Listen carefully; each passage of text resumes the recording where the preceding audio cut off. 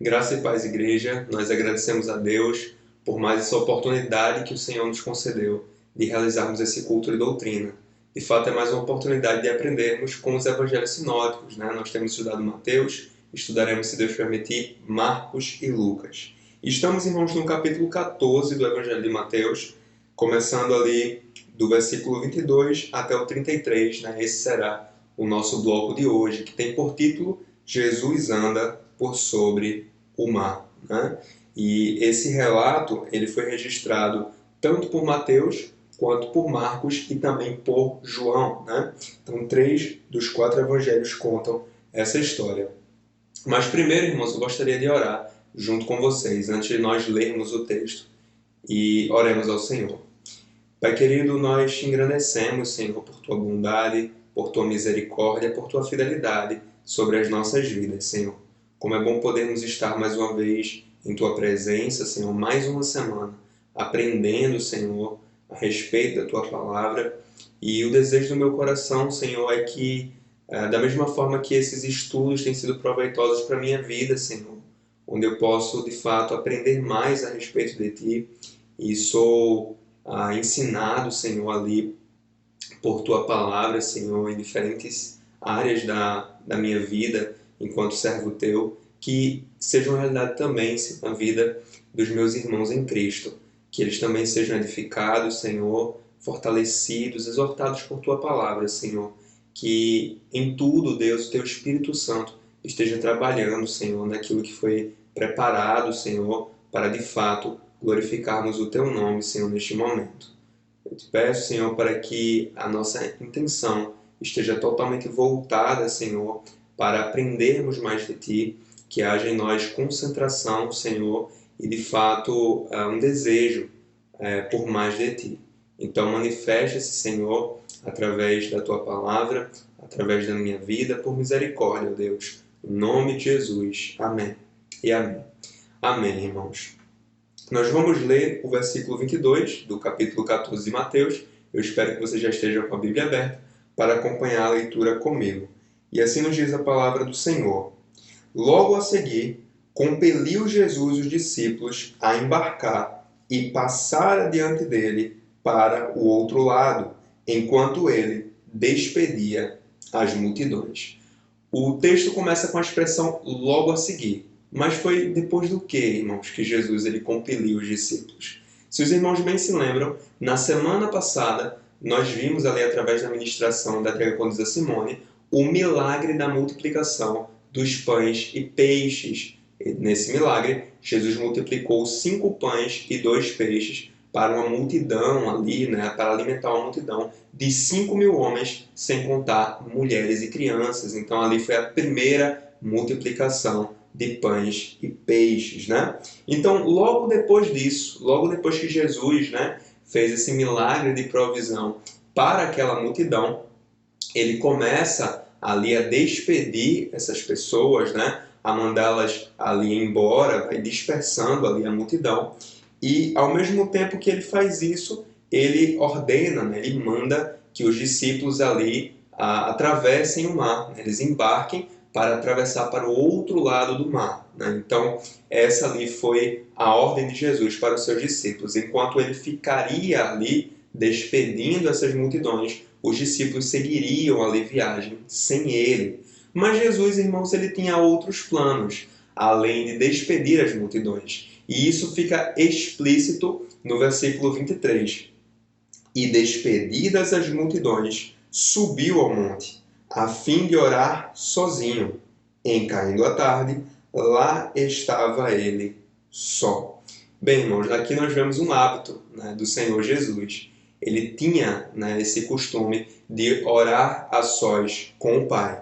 Nós vemos nos evangelhos, em dados momentos ali do seu ministério, ele se retirando para lugares desertos, né, a fim de orar. Lembrando também que aqui ainda estava muito recente a perda ali do seu parente João Batista. Então, certamente, Jesus ele ainda estava, né, sentindo ali o luto, né, sendo 100% homem, 100% Deus. Talvez essa oração também tenha a ver com isso, com ali o sofrimento que Jesus estava passando por conta da perda de João Batista, irmãos. Mas dando continuidade, né, enquanto Jesus orava, os discípulos, em contrapartida, né, eles estavam enfrentando um mar agitado. Né? Jesus orava em terra firme e os discípulos enfrentaram um mar revolto. Né? Versículo 24. Entretanto, o barco já estava longe, a muitos estádios da terra, açoitado pelas ondas, porque o vento era contrário. Bem, irmãos, Jesus, ele é onisciente, ele sabe de todas as coisas, ele tinha conhecimento disso, né, de que o mar estaria revolto, que os ventos estariam contrários, que as ondas, né, açoitariam aquele barco, mesmo antes de enviar os seus discípulos ao mar, ele já sabia. Né? Mesmo assim, irmãos, mesmo sabendo disso antes, mesmo sabendo disso durante ali, né, aquele mar revolto, Jesus ele não agiu prontamente em socorro dos seus discípulos. E isso fica muito claro para nós, irmãos, no versículo 25, se nós continuarmos a leitura, que diz assim: na quarta vigília da noite foi Jesus ter com eles, andando por sobre o mar. Irmãos, vocês lembram do que nós lemos há uns 2 versículos atrás, né, ainda agora? Lá no versículo 23 diz assim, no finalzinho do versículo 23, em caindo a tarde, lá estava ele só. Então, caindo a tarde, provavelmente ali por volta do pôr do sol. Né? O ponto é que foi nesse momento que Jesus ali começou, né, a orar. Mas 2 versículos depois, nós temos uma noção de quanto tempo Jesus passou em oração, né? Porque o texto vai dizer que Jesus foi ter com eles, foi ter com os discípulos na quarta vigília da noite, ou seja, entre as 3 da madrugada e as 6 da manhã, né? Ali no momento do nascer do sol. Né?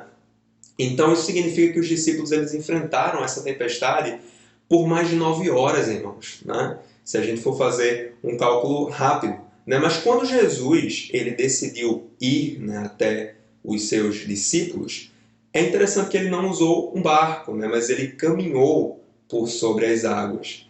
E, irmãos, né, um ser humano ele é mais denso do que a água. É por isso que se nós tentarmos caminhar sobre ela, nós vamos afundar. Né? Mas Jesus, de forma milagrosa, ele caminhou sobre as águas. E não foi, irmãos, uma distância curta. Lembrem-se do que disse o versículo 14, né? O barco já estava longe, né? Longe de Jesus, longe da terra, a muitos estádios da terra. Né? É exatamente assim que Mateus ele vai dizer. E por um estádio, entenda, né? 185 metros. Né? E João vai dizer, ele vai ser mais exato, né? Ele vai dizer que o barco estava de 25 a 30 estádios de distância da terra, né? Então isso dá aproximadamente, irmãos, 5 quilômetros, uma distância considerável, né? Mas de forma surpreendente, irmãos, Jesus ele alcançou um barco no mar, né? Isso de fato é algo surpreendente, porque o barco ele é um meio de transporte que é adaptado, né, ali para aquele ambiente marinho, né?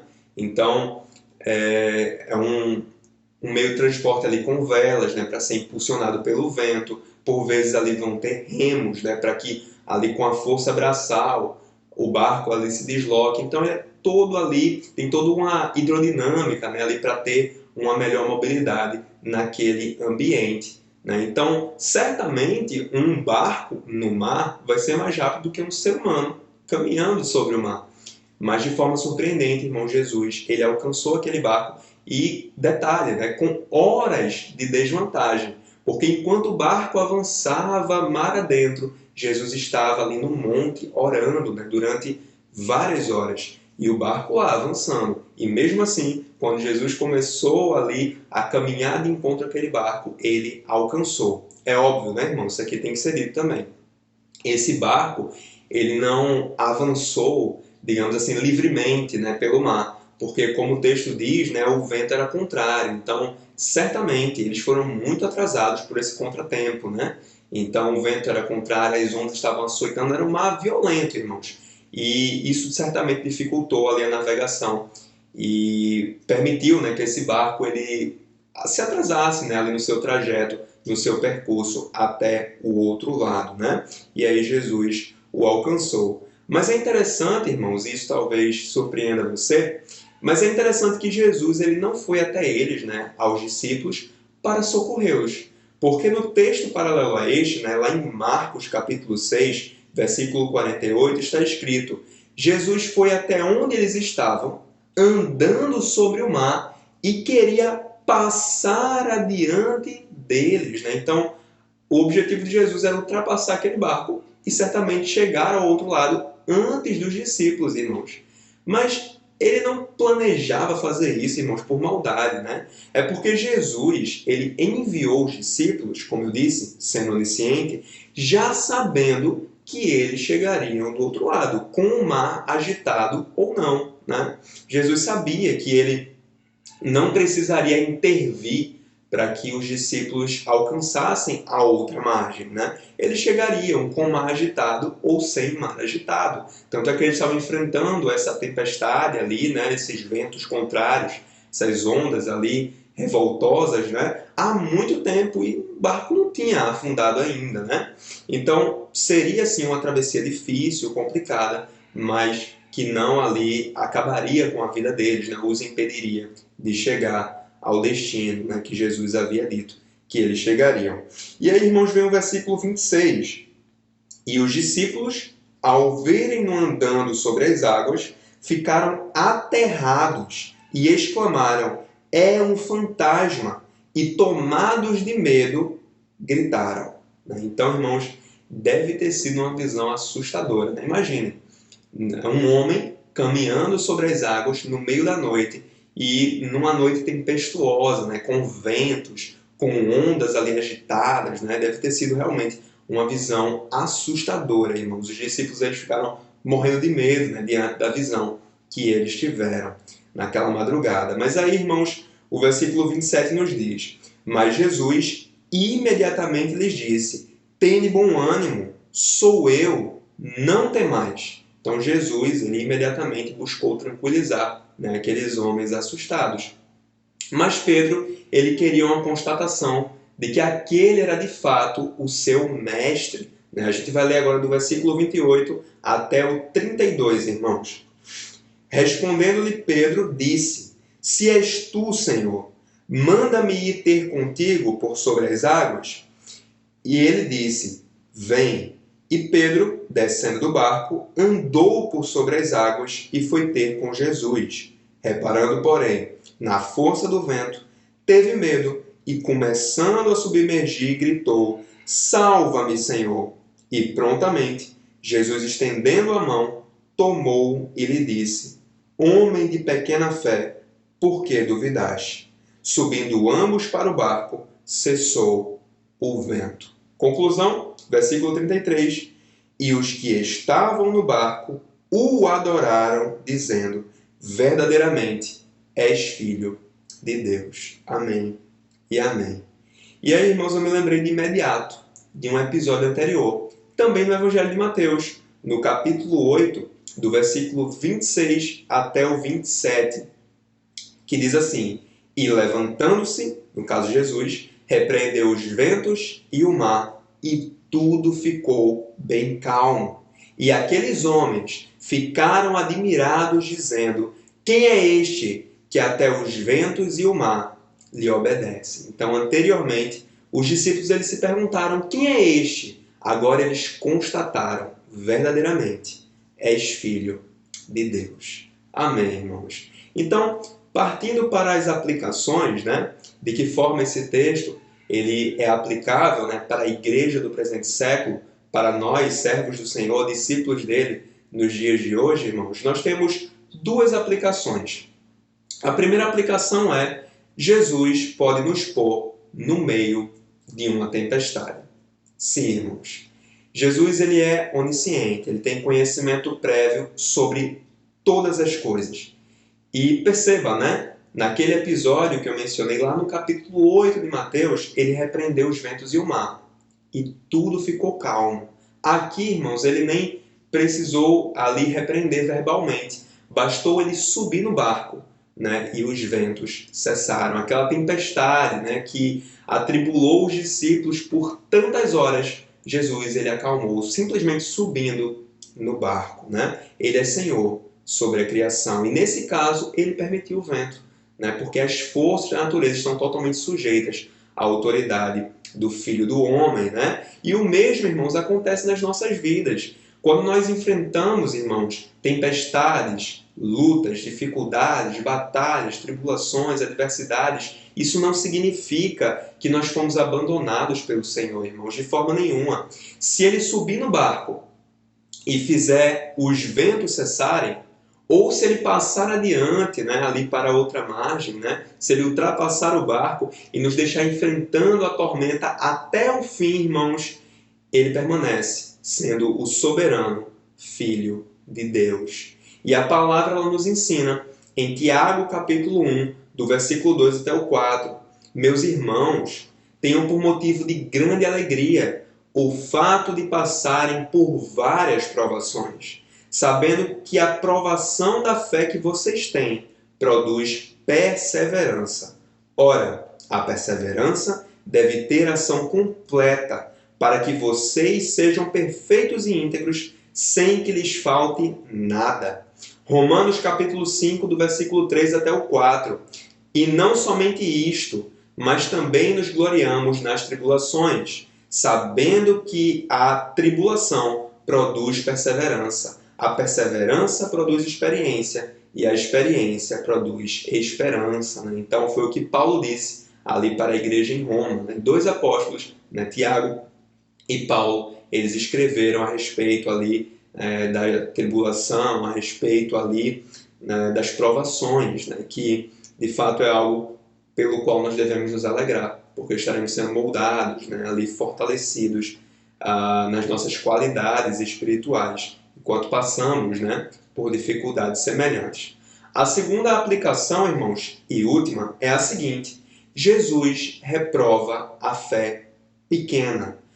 Pedro, irmãos, ele viu Jesus caminhar sobre as águas. Pedro ouviu Jesus dizer, não temais. Mas ele temeu os ventos, irmãos, e ele começou a afundar, ele começou a submergir.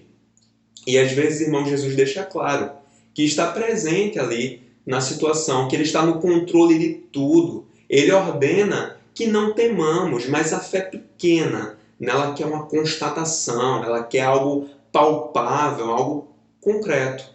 Então, irmãos, que o nosso clamor seja igual ao dos apóstolos. Lá em Lucas, capítulo 17, versículo 5, aumenta a nossa fé. Porque, como nós vimos, Jesus, ele reprova a fé pequena. E aí, irmãos, só recapitulando, né, as duas aplicações que nós vimos aqui bem rapidamente, a primeira delas foi que Jesus ele pode nos pôr no meio de uma tempestade. Sim, irmãos, ele enviou os seus discípulos já sabendo que eles enfrentariam essa situação. Quando ele ali estava orando, os discípulos já estavam enfrentando essa dificuldade. E Jesus não agiu prontamente. Ele permitiu que os discípulos passassem por isso. A intenção dele era ultrapassar o barco para o outro lado, porque ele sabia que os discípulos passariam por aquela dificuldade, mas mesmo assim conseguiriam chegar, né, até a outra margem. Ele pode fazer o mesmo conosco, irmãos. Ele pode permitir que tribulações, dificuldades sobrevenham às nossas vidas, para que sejamos moldados, para que sejamos fortalecidos na nossa caminhada cristã. E a segunda aplicação é que Jesus ele reprova a fé pequena. Né? Pedro, podemos dizer, ele teve coragem, né, de pedir para ir caminhar, né, ali, ir até Jesus, né, andar ali sobre as águas. Sim, mas em dado momento, irmãos, Pedro ele começou a prestar atenção demais ali no problema, né, ali na tempestade, na força dos ventos, ali talvez no barulho das ondas, em todo aquele contexto ali, né, que estava ali os assolando, e isso acabou fazendo ele perder o foco. Ele começou a submergir, ele começou a afundar, irmãos. Então, que nós possamos clamar como Pedro clamou, junto com os outros apóstolos, em um outro texto. Aumenta a nossa fé. Que o nosso clamor, para que a nossa fé aumente, irmãos, seja constante na nossa vida, porque Cristo, ele reprova a fé pequena. Tá bom, irmãos? Então, que Deus nos abençoe, que essa palavra ela encontre lugar nos nossos corações e que nós possamos ser fortalecidos, né, e estimulados pela palavra do Senhor. Então, que Deus nos abençoe, irmãos. Paz.